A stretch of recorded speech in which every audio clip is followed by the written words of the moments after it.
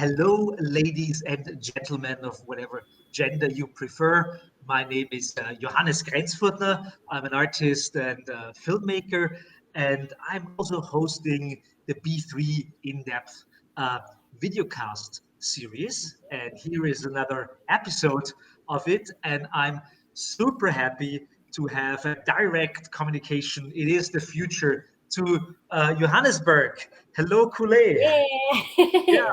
Kule, Hi, Mayisa. Johannes. How you doing? Wonderful. I'm doing fine. I have a little bit. I'm sneezy. I hope I don't have to sneeze and cough while we are talking. But I Oh, just I returned to mean, let it Bucharest, out. and it was so hot outside that I opened the window of my hotel room, and then I left it open Yeah, the whole night, and then all the draft and everything, and then I those got a cold. extremes. Uh, uh, Oh Immune man, I'm system. so sorry about that. I mean, we're It doesn't experiencing matter. winter this side, and like I've I've got lived my, through a whole pandemic without dying, so the you cold will know, not kill me. it's a piece of cake. Yeah. Yeah, I shouldn't jinx it. We're not through Yeah, it no, yet. for sure, So, for sure. yeah, so it's wonderful to have you. You're a filmmaker and you're based in Johannesburg. Yes. And you mentioned that you of all of us also lived. So yeah, like you grew up around Johannesburg and you still live there. Yeah. And you also Yep. made your BA in television and film studies. In University of Johannesburg. So I'm a city girl through and through. There's this saying in South Africa where like if you're a city girl, you're I mean it has negative connotations, but I see city girl as a thing to be proud of because I mean I just grew up around buildings. I grew up around a whole lot of culture. I see Joburg as my husband likes to call Johannesburg a melting pot of just culture and art and film. It's just so rich in history, and you come here and yes, we might not have the views, but we'll have everything else, and you'll leave here feeling so full. So I'm always proud to represent Joburg and my country. ah, Wonderful. Yeah. Now, I'm super fascinated in general by South African culture Yeah. because I mean I wouldn't know where to start. I mean it is so incredible. Like it's so I wouldn't know I can where to understand. start. Yeah, it's I'd like to think for anybody coming here for the first time, you've got your own perceptions and preconceived notions and stuff, and that's natural for anybody who's going to travel anywhere. So when you come into a country that is so diverse, and it can probably be overwhelming. I know we all experience cultural shock, and I don't know what it is like for. It's always interesting reading. Um, International visitors' perspectives of South Africa and how things that are so normal to us will be treated with like a whoa, what's going on, kind of thing. So, I mean, if I had to come here for the first time, I think the first place I'd start, if I'm being quite honest, is Cape Town for the views. Everybody loves the coast, but I think I would come. Yeah, I don't even know. Like I come to Joburg just for the I don't know, just for that like feeling of home or Ubuntu. I don't know if you've ever heard of the term Ubuntu. I don't think you'll experience it much in Cape Town, but Joburg I mean definitely, I know the especially. term because there's this whole like I'm a very nerdy person, so there's this whole like Linux distribution called Ubuntu. Oh, really? Does it mean the same But thing they that it took means that this side? I think they took that term and used it for their software. But actually, I don't That's so know what it interesting. means. So, okay, so here's the thing about uh like our vernacular languages are quite, I think they're quite poetic, in their nature. So translating them is really difficult. And um there's a script that I'm writing now. I've written it, the dialogue in Zulu, and I don't want to say I've been struggling to translate things in English, but it is quite a challenge because a lot of the words like Ubuntu are really concepts, like just like philosophical concepts, and more like a life, Yeah, yeah. just something that you can carry with you. So Ubuntu just means trying to describe it is difficult, but I think essentially it just means having that, connectedness and that togetherness, humanity in a whole, so the full saying is umuntu ngumuntu gabantu, which means that I am me because of you, basically. You know. Okay. Yeah. That is very philosophical and very poetic. Yeah. Yeah, yeah. So I like I to mean, bring I that totally into get it. my writing as well. I mean, Sorry, bro. even if I speak German, there are certain things, and for example, most of the people that I communicate with is in English because English is Yeah. just like a like lingua franca, so to speak. Yeah, but Yeah, it's but but basic. even but even translating words from German to English, and both are Germanic languages, even that It's doesn't such a work. shift, Yeah, yeah, yeah, Yeah. yeah. So I can't even imagine how the shift is between something like German or English and Zulu. Oh my goodness, yeah. No, so like I think my approach to my work, especially when I write, and writing is something that it's been a like a very up and down journey, but when I started it again, I I figured, you know what, I should just write from my mother tongue. And I'm not sure if you're aware, but we spoke about dialects earlier. And in Zulu, like in SA especially, I'm Zulu, or I identify as Zulu because there are just so many, ethnicities in my family. But I grew up Zulu, speaking Zulu. That was my first language I ever learned. And the Zulu I speak in Johannesburg will be very different to the Zulu that people from KwaZulu Natal will speak. So, you know, and even in KwaZulu Natal, there are so many different dialects. There's the Durban dialect, there's the more I'd say rural, if you're from the village dialect, and it gets so complex. But at the end of the day, we find a way to make it work, and we hear each other at least at our basic form. So yeah. It's um interesting for me to see that, like in recent years, South Africa has been like popping up on the mediascape, let's call it, and of oh course yeah. there are films like, for example, like District 9, for example, Yeah, that is probably one of the first films that some people have ever heard about, like from South South Africa Africa, or something like that. absolutely. So yeah, and it's quite interesting to see that it's more and more going on. So like, No, how for is the sure. South Africa film scene? So, oh my goodness. So when learning about the South African film scene, um I mean, in film school, we do get introduced to it a little bit. So we learned that it was around already from, I think, the early 1900s. Yeah. Mhm.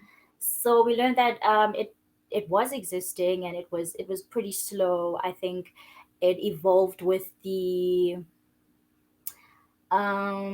there was silent film, right? So Yeah. we did do the moving image and slow, but we got introduced to it around that time, around the same time. But I think films only started becoming popular this side around the 30s, so Mhm. towards the end of the silent film era.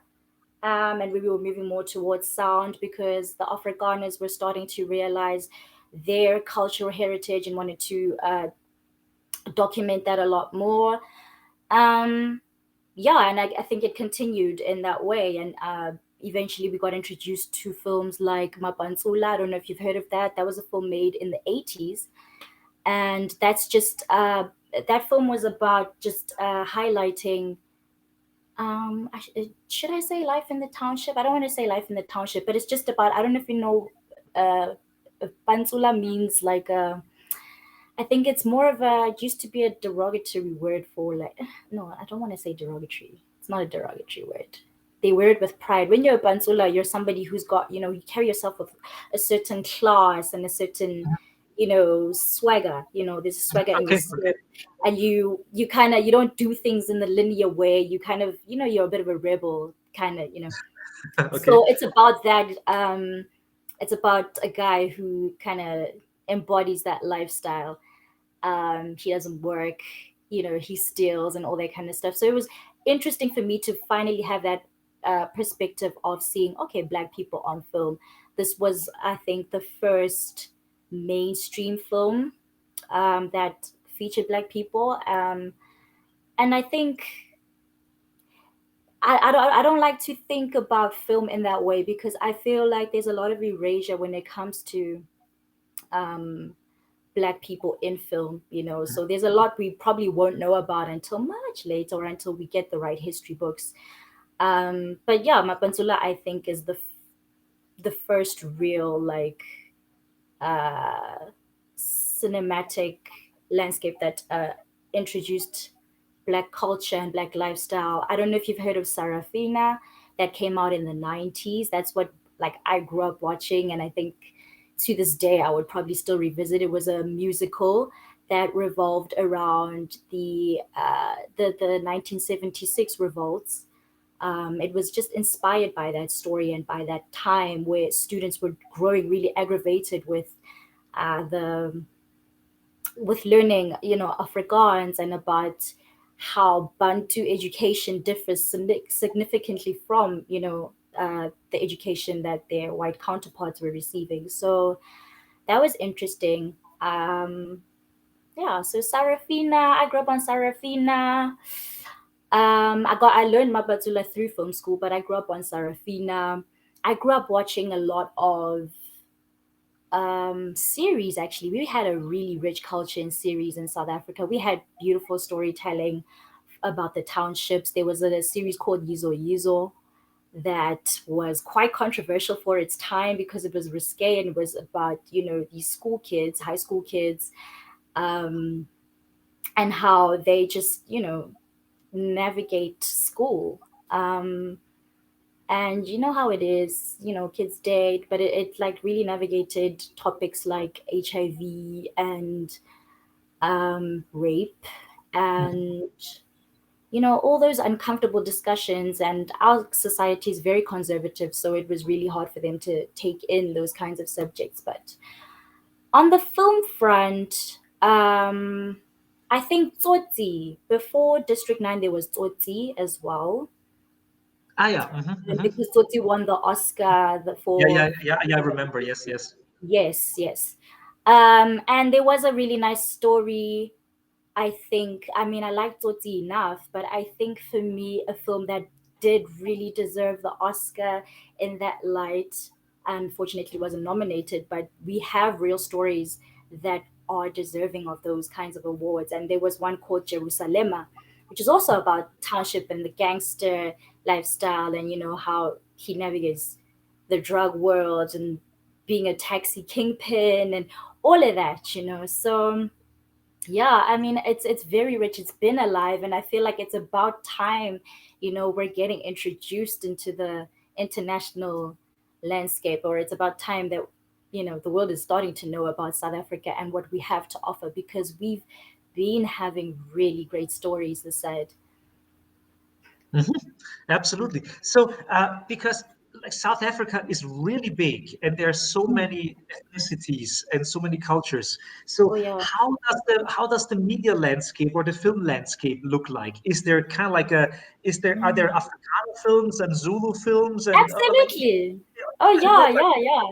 So, I think what I can call the, yeah, the sector that thrives the most in the film industry is the Africana films. And I don't mean that in a bad way, because they do make such great films. I actually have a friend who acted in one called Popi Nongena, Mhm. and that one was a story about the forced removals of the 1950s, where the black population had to just kind of leave where they were staying because that was what the law stipulated at the time.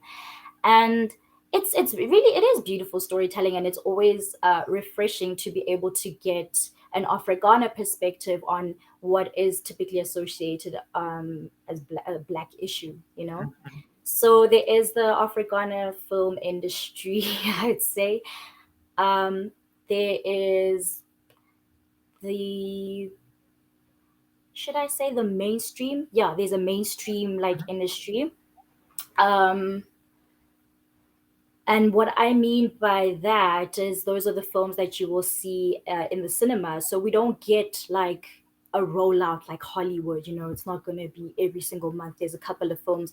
It could be like, 3 to 5 films a year that are mainstream like that, and that get the budget and the marketing enough for people to know about.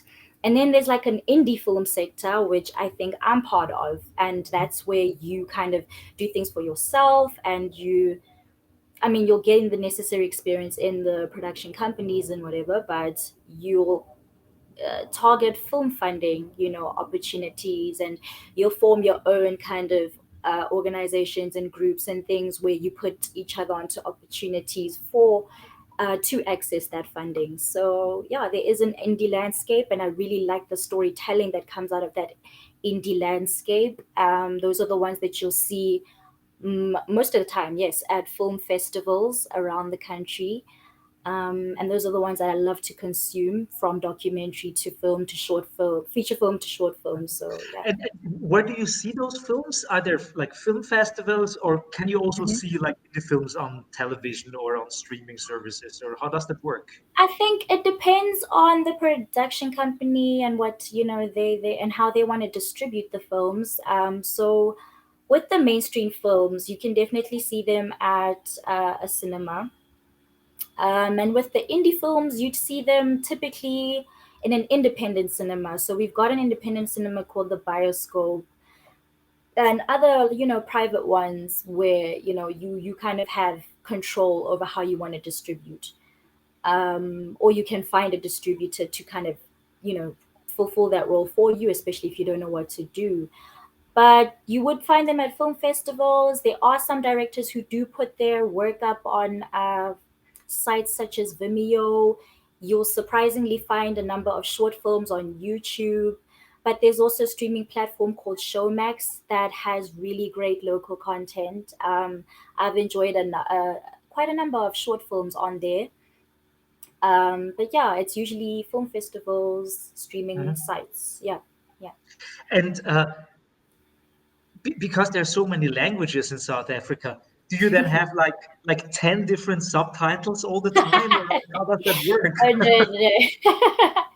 I think the common assumption is that um, everyone, should to some extent have access to English. So Okay. subtitles will be in English if you Okay. know the language is different. So yeah. Is that blocking out certain people who, like, I don't know, like live in rural areas where they don't I think have it those is actually. I think it is, and I think that actually speaks to a larger issue of access when it comes to this industry, because it's really tough to admit, but this industry, it is quite elitist, So that they're catering towards a certain audience, and it shows in the way that they distribute things and in how they market their films and how everything is online. And we kind of have to think back and realize that, listen, we're living in a country that has a lot of poverty, and we can't be so desensitized to that we're not allowing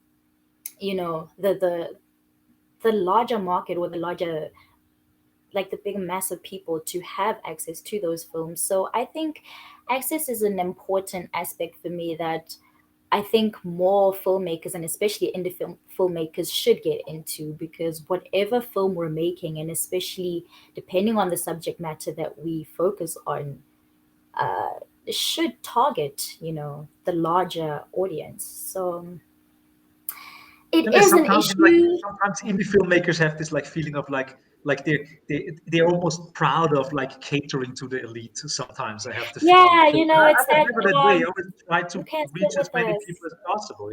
Yeah. Yeah, it's kind of like, it's like a what, a secret society, a little Yeah. private club. And I guess it's cool. I don't want to say it's cool, but I think I understand to some extent why that's the case, because people are really precious about their work, and they want to align themselves with people who are like-minded like that. But I think it tends to make us a little arrogant. And by us, I don't mean like me, but I'm saying us, because Yeah. we're filmmakers, and, that's the, I mean, I don't know how somebody from outside looking in might look at a filmmaker and have their own perception and, a stereotype about us. But I try not to live up to that stereotype because, I Yeah, mean, at the I end mean, of the day, we're I think the making films moment for you're everyone. aware, yeah, the moment you're aware that you should be careful about that kind of stuff, I think that is the important aspect of it. Like, Yeah, no, being, absolutely. I mean, I think our duty as filmmakers is to realize that we're not just making films for the critics and for awards. We're making films to touch people at the end of the day, you know. So our work is supposed to evoke an emotional reaction at its core, really. So if we're not doing that to everyone who, could potentially have access to it, then I don't know if we need to have the right intentions when we're making a film. So yeah, and that includes the yeah, everybody. yeah, absolutely. Let's talk about your films. So Yes. because that's always the most fascinating for me. So, what was your first film, and why did you actually make it? Okay. So my first film, I mean, like you would know about my first films. I was not proud of those. Those are the ones you do like as student work, and when Yeah, you're yeah, but really I, trying I'm to I'm learn really about how to interested use in a that camera. stuff. So you're not gonna see any of that. I probably don't even have it myself. But the first film I think I can say I was really proud of was in my honors year at UJ, Mhm, when we were learning about experimental film. mhm. So we were given examples by, oh my gosh, I'm forgetting the father of experimental film, and you might know him. But after being introduced to his work, I'll get his name a bit later. But after being Yeah, introduced to people his can work, Google it. It's all fine. yeah, you know what I'm saying? Yeah, And whatever. it's really bad for my industry, but I am so bad with names, but I'm trying to get better with that. Yeah, But that's after, why we have that stuff. Like we can just look it up. but yeah, after being introduced to his work, it just opened up, I think, light bulbs for me because for a long time, I mean, I had graduated, but I didn't know what I wasn't comfortable in my role as a filmmaker. I didn't know exactly what I wanted to do as a filmmaker. So I thought, if I do honors, I might figure that out. And I think that actually did help me. It did steer me in the right direction, although I didn't complete the course. Um, I got introduced to experimental film, and that for me was life changing because I always had this mentality that my work has to be perfect. I have to have the perfect camera and the perfect equipment. And experimental film just kind of threw away all those conventions, all the technicalities, and allowed you to focus on process, which, I mean, as filmmakers, that's what we do. We are, people who are just part of the process. We're here in the process all day, every day, or not every day, but So once we were tasked with creating our own experimental film, I just started toying around with the subject of colors, and I thought, okay, what if I could create a film about the color red, but create an association of red that you wouldn't necessarily expect, because we all know what we associate red with when we see the color, And I thought, you know what, let me just play around with it and see. And eventually it became a film about, oh, menstruation. And I'm like, there's a lot I could do about that because I'm a woman and I experience it. And I don't think I've seen, uh, at that point, I hadn't seen any film about menstruation. And I was like, this is something that I think would be important for me to explore And because, in the television marketing, it is never red. Like you always see like the yeah, blue liquid when you make advertisements for that kind of stuff. It's so sanitized. Yeah, exactly. yeah, yeah, yeah. They're playing it safe, making it audience friendly. But why should we shy away from that subject when it is so real and it's nothing to be ashamed of, Mhm. because it's something that's happening to me that I don't choose as a woman. So once I figured out, okay, this was the direction my film was going in, it became a film about associating menstruation with growth and healing and unlearning and purity, and all these things, cleansing. You wouldn't associate red with all those elements. So I explored that, and I did that because for a long time, I mean, growing up in a very black household where everything needs to be clean and structured, and um I wasn't allowed to mess up my sheets. I always Uh-huh. had to lay on a towel. And if I did mess up my sheets, it was a big deal. It was like, oh, why didn't you do this and that? And it's like, but it's a mistake and I can't control how I sleep. So if it happens, I'm just gonna wash the sheet. I mean, it is an inconvenience. So whenever I would stay in my friends' sheets, whenever I'd visit their houses and sleep over, I would make a big deal out of it because that's what was happening to me in my own household. And I realized just how calm my friend's approach to it was. It was like, no, no, don't worry. We're just gonna clean it up. And Yeah. I was like, really, that's literally it's that simple.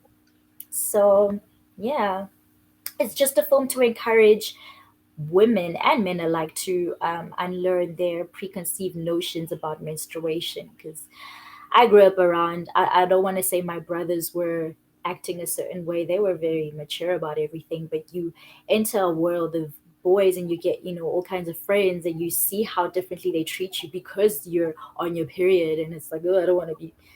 It's like, I'm not sick, I'm not dirty, I don't have a virus, I'm just bleeding, you know? So, yeah, yeah. So it was a very personal film. Very personal, very personal. And I think it was all the more affirming when my lecturer said it's a film that I should submit to festivals because it's got a really strong message that she thinks should get out to as many people as possible. So I I believed in it and I loved it. There was a lot of passion there, raw passion, and a lot of room for improvisation, which is what I enjoyed about experimental film. But at its core, it also just allowed me to grow as a filmmaker and grow in my role and understand my place as a filmmaker. So yeah, that was special for me. It's always gonna be that special film, very raw. Yeah, You yeah, could say unedited. It is edited, obviously, but it's still fresh. You can see that I was still starting out, but carving my visual yeah. language. So if you watch that film, like how long have you not seen that film?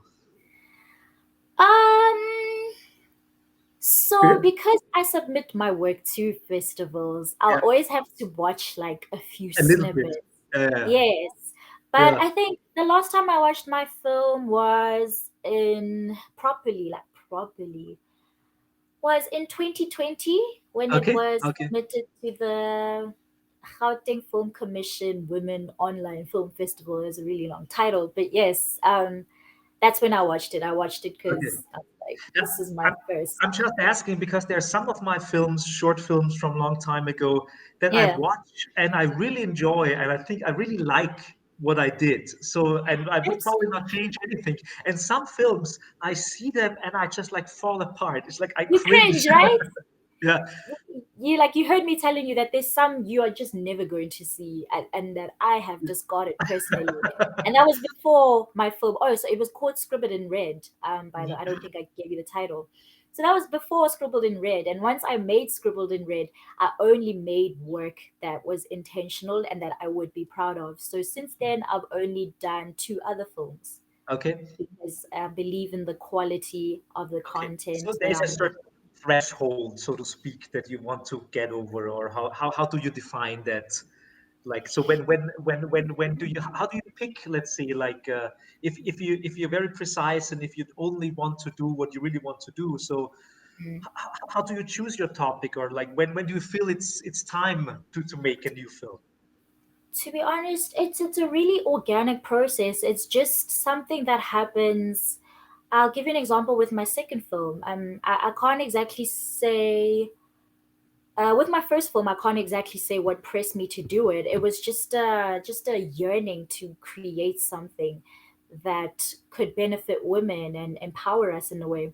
So in my second film, called Power to the Purple, it was about gender-based violence, and that arose due to the growing um, the growing number of domestic violence cases in South Africa. It was a scary statistic that I add in my film, that 1 in 4 women, which has now increased to 1 in 3 women in South Africa, are likely to experience, domestic violence to their partner, or just in general, really. So there was an uproar. There was an uproar when a woman was killed in a post office. Her name was Uyinene Mrwetyana in 2019. Yes, this happened in 2019, and there was just an uproar everywhere. It sparked a number of riots, and online people were just really up in arms. So I thought I needed to contribute something to that, and that's what led me to make my film. And I think what I do is I always like to incorporate poetry in my work. I shouldn't say always, because I mean my work is going to change significantly as I keep creating, But as I started out, I really liked to make use of poetry because that was always a healing element for me, a way to educate, but also a way to really just make you feel whole. And if not whole, just, to teach you something. So yeah, it's a really organic process. With my most recent film, I think the thing I can tell you is that I was not planning to write it. Okay. That just happened because I woke up in the middle of the night one night. You know how it happens in the movies. You wake up and there's a spark and you start writing. It was Yeah. literally like that. So I didn't think that could happen to me in Yeah. the real world, but it did. And It's such a cliche, but it happens that way. Like my it last is film, I so, had, yeah, I was really literally in the shower, and I was showering, and I like, oh, idea, like, oh, yeah, that's, yeah, yeah, and you feel like you have to write it before the idea escapes you, yeah. or before maybe the passion for it or the motivation for it. So yeah, what I love about experimental filmmaking, and what I know I will miss, because I think I I created 3 films, but I loved the sporadic process because I was somebody who wasn't really about structure and about organization. Like, I'm organized in my own like little weird way, but Yeah, yeah. I according mean, to what, yeah, experimental filmmakers are usually very solitary creatures. yeah. And look, I like my alone time. I'm a bit of an ambivert. I like my alone time, but I also feed off of people here and there. But I know when to be alone. I've actually been told I enjoy my alone time a bit too much. you know. So it's time for the teamwork. Yeah. So I believe that for the only way for me to grow as a filmmaker is through collaboration. So I had to really just uh, I liked that I was able to start out on my own, but then I realized how taxing it becomes, and how much work you're doing and all the roles you're filling, and you realize why you need to work in a team. But I'm glad I started out with experimental because it has opened, some doors for me.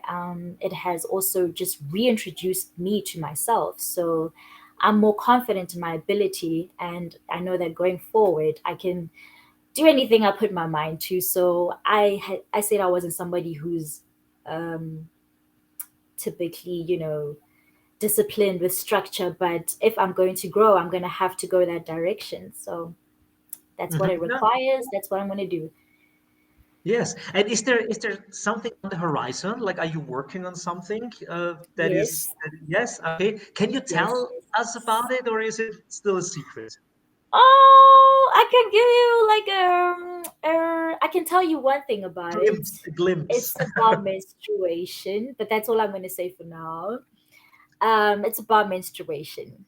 Okay. And I Okay. think yes, yes. So I think I'm just expanding on my initial first project, and now really just introducing you to a socioeconomic landscape that you may or may not have known about in this country. But that's it for now. But Okay. yeah, Okay. And is it documentary, or is it it's fiction? going to be a short film, so fiction. Yeah, Fiction. Okay. fiction. Okay. Fiction Interesting. based on true events, I think. Yeah. Okay, okay. Yeah. Well, I mean, for all the people listening and watching us, there will be information in the YouTube information section. So with the Yeah. website where we can kind of like follow up, of course, on all of that stuff. So, Yeah, so definitely. people should I'm hopefully come back. actually Like, yeah, sorry to chime no, no, in, no, but of course. the film I'm telling you about is the one that I'm planning to apply for the Hessen lab. Oh, Yeah. nice, wonderful, Yeah. perfect, perfect. So you're gonna hear a lot more of my mother tongue then. Yeah. Yeah. No, and it's, I mean, it's, I really have to say, it's a beautiful language. Sometimes, Thank like you.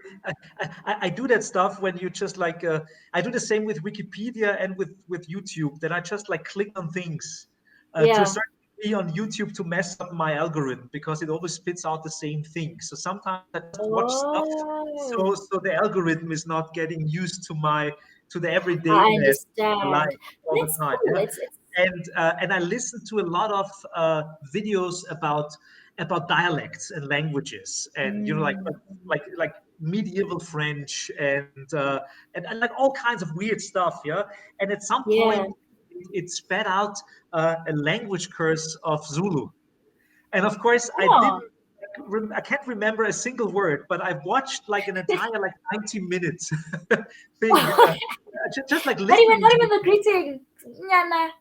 Everybody knows the Zulu greeting. Okay, not Oh yeah, everybody, but a lot of I people. can't pronounce it. I'm too Germanic to get it out.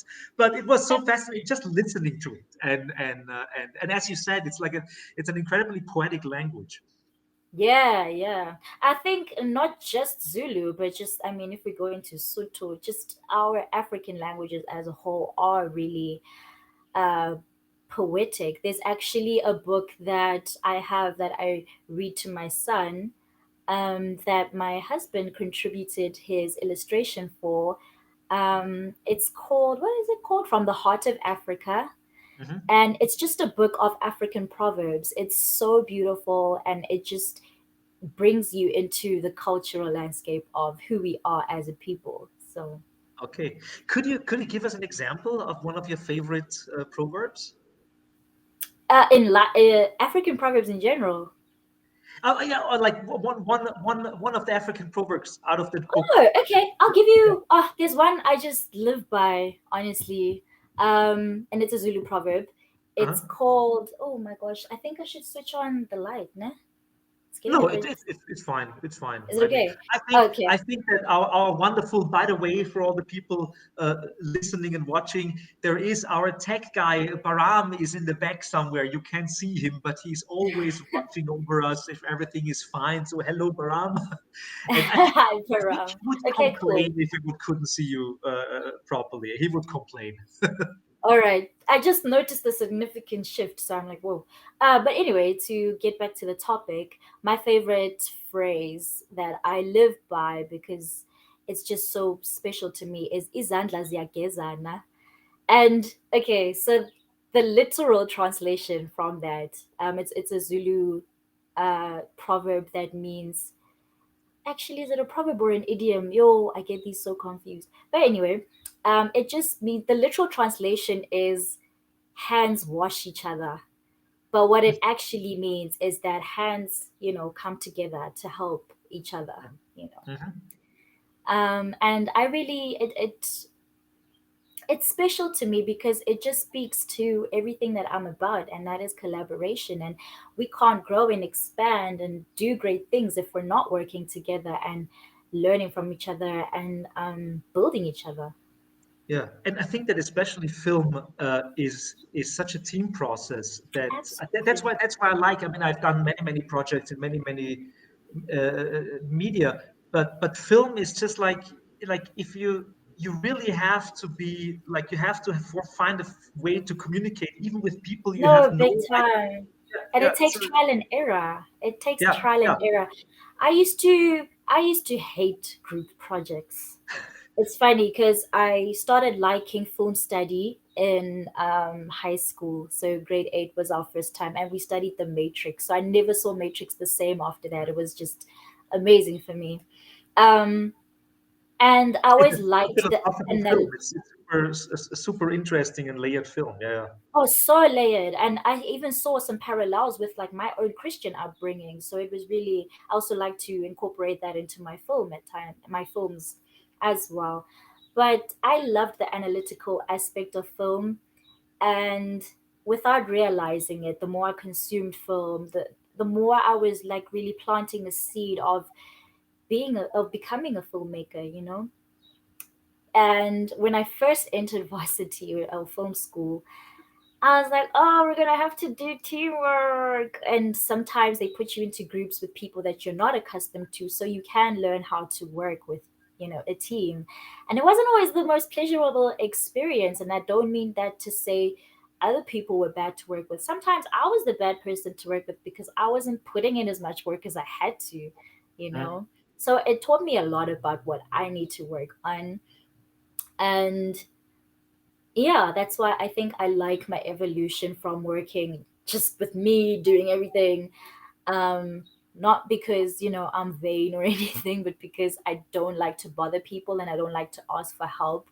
I don't Yeah. like to feel like a burden to people, especially because I know that um people are expecting, in exchange, or what can they get from this, so I like that I went from that to now saying, no, it's time to collaborate and it's time to work with so many talented people that I know that I haven't worked with before. So, yeah.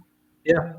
I That's remember one of the first lessons, because I mean most of I see a very similar pattern, because the first films I did, I really almost did them on my.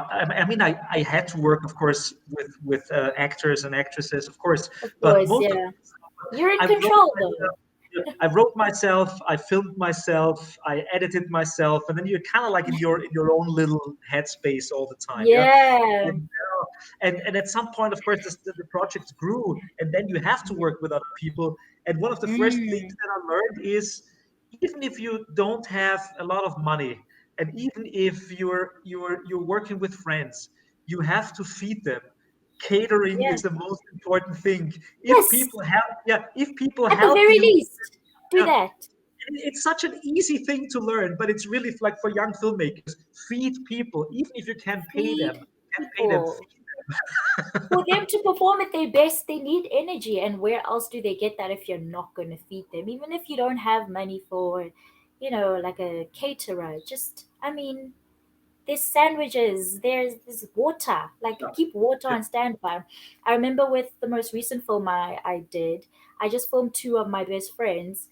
And I told them, look, you're not going to gain anything from this except that, except, that you're putting your heart into it. And they were fine to do that, but obviously I knew that because they're dancing, everything is just so physical, they are going to need energy, so I had to at least provide them with food and drink. So that's important, and I don't know yeah, why it's that gets overlooked when we're so yeah. young. Yeah, I mean, in my case, I know exactly why I did that, because when I work, I kind of forget about that kind of stuff. There's like sometimes Yeah. I even forget to go to the toilet, like just because I'm so Yeah. home, yeah. And but of course, other people, that's not the case. Like you have to No, kind for of like stand sure. behind and And you have to be selfless like that. You have yeah, to yeah, yeah, think yeah. outside of yourself. You can, in a certain way, you have to be kind of like the it sounds so weird, but you have to be the hen with the chiclets, like you have to Yeah. take care of them. Yeah, yeah, Absolutely.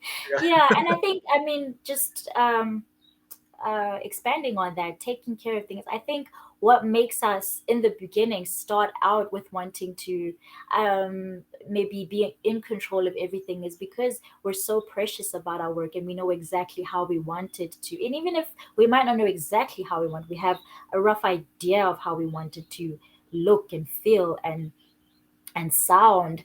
So if we're in control of that, then we're happy, But we forget that at the end of the day, there are people who are going to consume this and they're going to have their opinions, and we're going to have to be open to that criticism. And yeah, yeah. that's How are you some. dealing with criticism?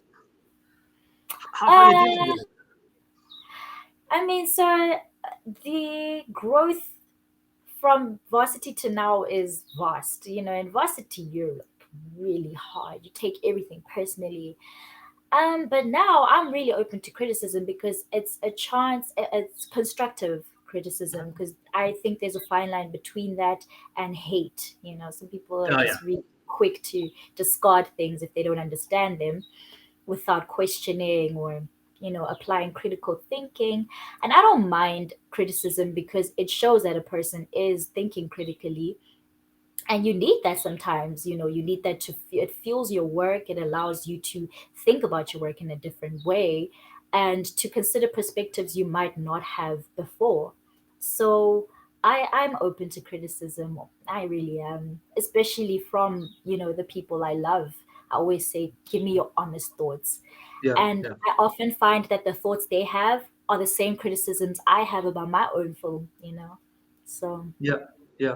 I mean, you're absolutely right about like you have to kind of like filter the criticism because if yeah, someone writes like a hateful like scathing, message on the review. internet, I mean, yeah, Okay. you have to block that out, I guess, in a certain way I because mean, you we're cannot. human. It is gonna be a little bit upsetting, but we shouldn't dwell on it because it's just one out of how many positive opinions or let me say neutral opinions Mhm, that you can get from people. mhm, mhm.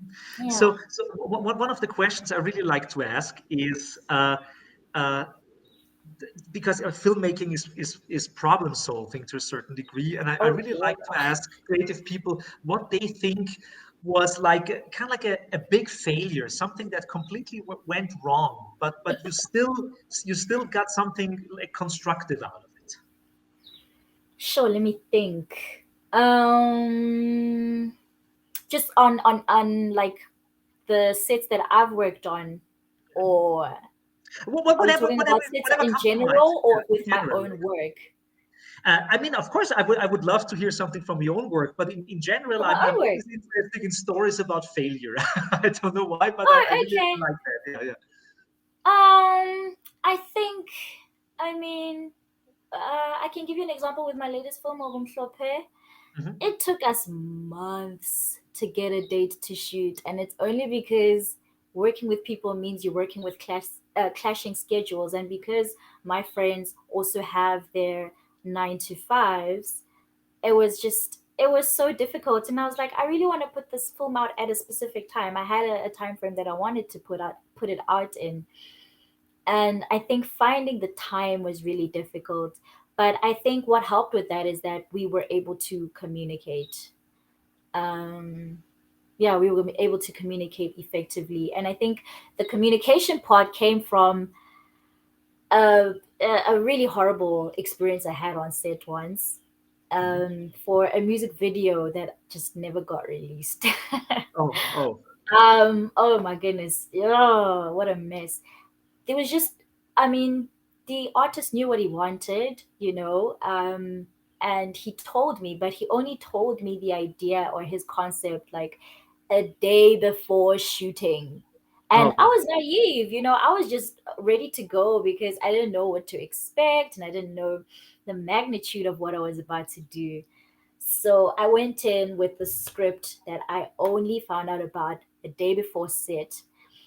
When I get on set, I Wow. mean, he had communicated to me that I was the director, and I get on set, and there's somebody else who's also, trying to tell people, okay, do this, do that, when he's supposed to be the DOP. And I'm like, Yeah, hello, sir. So we clashed a lot there. yeah, So that was one of the first lessons in, um, what is it? There was a say that they used to, our lecturers used to like telling us at UJ that. Failing to plan is planning to fail. yeah, yeah. So, um, yeah, Because it was that, the and more proper planned, the better. Yeah. pre-production prevents poor planning. Something like that. Yeah, One proper more time. pre-production. That is interesting. One more time. I have to make a note of that. Oh, okay. So I think it's proper planning prevents poor production. Yes, proper planning prevents poor production. That's what it Okay. was, and that was the first lesson I ever got in that we really failed to plan, and therefore I mean, it was a failure. It was a failure at the end. I mean, we got on set and we flowed and everything, but in the end, I don't think he liked the video, but I don't think he had the courage to tell me that he didn't. So they went in a completely different direction with a different, with I think the same guy that was on set that day. So Okay. So they didn't so fulfill, he didn't fulfill his own concept, which was sad to me. But anyway. yeah, but I mean, I guess we were, especially if you work with like in the whole realm of like movie production. I mean, there are so many horrible stories of like, Woo! especially if you're working together with musicians and they don't really have a clue about the whole thing about the films. Oh my God. I've got more, but that's just one. That's just the first. So I'm not gonna Yeah. I'm not Okay. gonna go on a hate run because I'm centered now. Wonderful. Wonderful. Yeah. That's good. Zen is always a good thing. Yeah. We all have to be a little bit more Werner Herzog about things. No, for sure. Yeah. So maybe my last question for you would be for our viewers. Do you have any films or books or things that you would recommend? Have you recently read a good book or something like that? Because I always like to peek into your creative process, and of course that's also Oh part of my what you're goodness. I reading like this and what you're question. watching. I love this question because I draw inspiration from so much, but when it comes to books in particular, it's always going to be my first preference will always be African fiction. And I think, oh my goodness, for storytelling, like for impeccable storytelling, I'd recommend two. Um, the one is The Water Dancer by Ta-Nehisi Coates. I really hope I'm saying it right. But he did Black Panther, I think. And yeah, the story is about the, what you can say, the Underground Railroad. Mhm. Yeah, and um, yeah, I don't want to give too much away. It's just really beautiful Okay, how he we can put that in the introduced. in the YouTube information section. Yes. Okay. Okay, Cool. and another one is um, oh, that was just really so heartfelt, was Homegoing by Ya Gyasi. Just the way this, oh my god, it's just, I think I actually cried after reading it. It was so beautiful. The way you just go through the process of these two different lineages, not really different, but it's one lineage and they become separated through circumstances, hint, hint, slavery. And just seeing how in the end they kind of get brought back together without even knowing it. There's just that, oh, it's so beautiful. So I'm inspired by that, storytelling of that nature. I love novels, just, yeah. But I'm also, I really grew up watching music videos as a kid. There was this channel, there was this music channel, because I mean, I didn't have, I don't know what you call it in Germany, but this satellite TV, we didn't have satellite TV in my house, so we only had four channels. Okay. And on the one channel every weekend, I didn't go out much. I grew up in a strict household, so I didn't have a social life. My social life was through escaping, through books or films or music videos. And every weekend, without fail, from midnight to 5 a.m., I would watch music videos. It would just be a whole bunch of hip hop videos, R&B videos. So I saw visual stories playing out, and I thought, wow, I really just would love to be involved in that. So yeah, music videos and films, of course. My husband introduced me to indie films because for the longest time I was consuming Hollywood blockbusters, and but I am so into French cinema, Korean cinema, African cinema, obviously. Yeah. Obviously. And it's just so beautiful that I've been able to play catch up with all these incredible filmmakers. Oh my goodness. Like Ousmane Sembene is one of my favorite filmmakers out of Africa. He did Black Girl. If you don't know, I would recommend that. Okay. For Good. Black Girl is, yeah, a classic. Um, yeah. I mean, it Yeah. doesn't matter if you come up with additional hints, we can still put them, like Oh, in the info oh, I can box. So, mention one more reference. There was a ah, reference that I used for my film Ogumhlope. This was Julie Dash's work. I was consuming a lot of her work, and it was my first time watching Daughters of the Dust. Yes, Daughters of the Dust. But I also watched another one of hers called Four Women.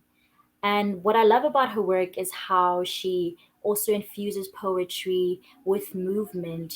That's just a consistent theme of hers, and how she just, like, she marries it with the most beautiful visuals. And she was also one of the filmmakers that I really have come to love over the years. So, yeah. yeah, wonderful. Thank you so much. What a wonderful, pleasurable conversation with you. Thank you so much, James. I'll keep my like a. It sounds like I'm a. Like I'm a creep or something like that, but I'll Yeah. be watching you. I'll be watching you. No, I'll take it as a compliment. Wonderful, and I hope to see you in Frankfurt in autumn for the Hessen Ah, Lab. God It's willing, God willing. I really hope I can be there too this year. This year. wonderful. Yes, yes, yes, yes, yes. Yeah, so thank you so much, and it was really wonderful. Thank you, and if you have Yes. more information, we will put all in the info box on YouTube. Thank you Sure. so much. Thank Thank you. you. Thank you. Bye bye. Bye. Hey, folks, and dear ladies and gentlemen of whatever gender you prefer, that was another episode of B3 In Depth. If you want to see future episodes, please subscribe somewhere down here. I hope to see you in the future and I hope you join the debate. Thanks.